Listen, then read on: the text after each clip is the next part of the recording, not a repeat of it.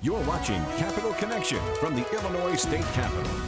If you've watched this show or paid close attention to Illinois politics for very long, you may well know the burden that pensions place on the finances of the state itself and many local governments. Few people know that better than our next guest, Brad Cole, the executive director of the Illinois Municipal League. Who's that?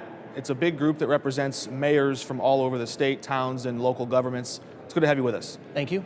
You staged a press conference here in this building earlier this week on Monday and highlighted on behalf of these mayors some of the issues that plague local governments and really brought a big package of proposals to the state here. But I want to circle in on one of those, and that was this issue of public safety pensions.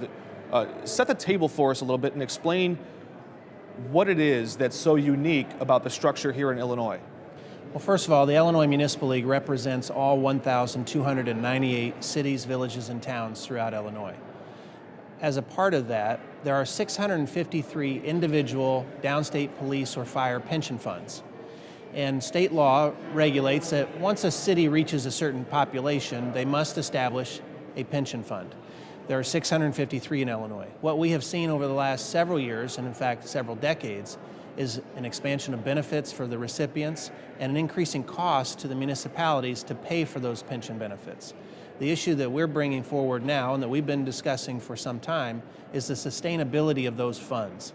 Because there are so many, there are duplicative administrative costs, bureaucracies that are in place that don't need to be, and the Illinois Municipal League, along with the member municipalities that we represent, we're proposing to consolidate those. So instead of having this vast network of hundreds and hundreds of individual funds that each have their own fund manager and fund attorney and fund board and process and procedure, let's consolidate that into one or two individual funds total. So we're talking about a middleman here, essentially, or a money manager.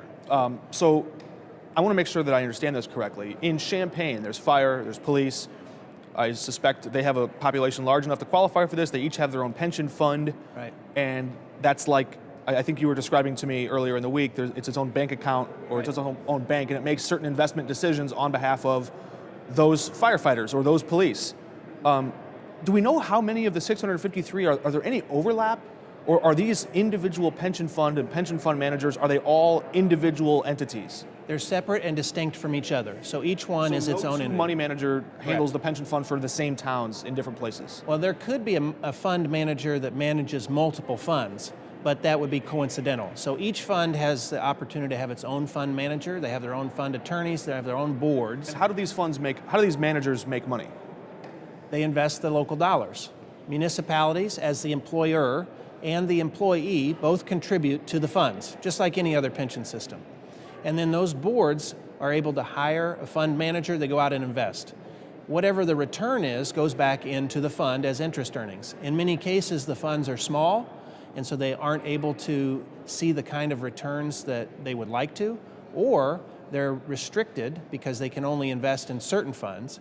Some people might be surprised to know that, and I wonder if you can explain how that works. Some of these smaller pension funds that hold the benefits, the future benefits for these police and firefighters, they're very limited in what they can invest in. Why is that, and what are those limitations? It's a good thing in one way because they're limited so that there is not an opportunity to go out and invest in risky funds and then lose all the money.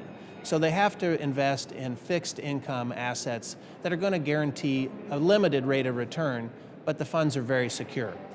Now, so what's an larger example funds, of that with the rate of return? I mean, in the 2 numbers. or 3%. Yeah. Okay. That's what they could get off of fixed income. But if they're able to invest in equities, if they have a larger fund, they're able to invest more in equities and they could go out and see larger growth. They could get 8, 10, 15% on their investment returns.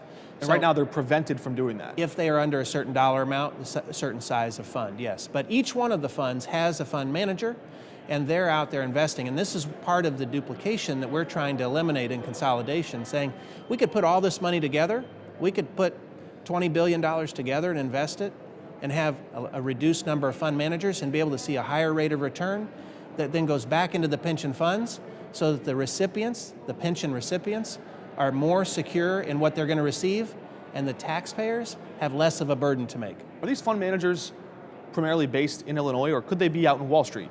Or where are these people located? Well, they could be anywhere. There's an association of them here in Illinois based in Elgin. Well, if you're in Champaign, do you want to be paying a fund manager in Elgin? When really you could be putting these funds together, consolidating them with others like funds, and seeing a higher rate of return. So that's your silver bullet here. That By is the pooling silver all these bullet. funds together, That's what, right. what does that accomplish? And what would your response be to people in downstate and rural counties who might be a little bit skeptical, including the police and fire departments, Right. who say, I don't know that I want my money going into a big pool with everybody else's. I want my unique special fund.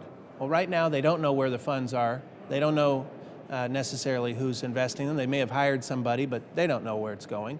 But the real reality is, if you ask that public safety employee, do you want more money in the fund or do you want to pay more out in the bureaucracy? They're going to say, we want more money in the fund because that's what's going to pay for our pensions. And is this a guarantee that if you put all this in, it's going to work? Or is it still a bigger gamble because it's a bigger pile of money?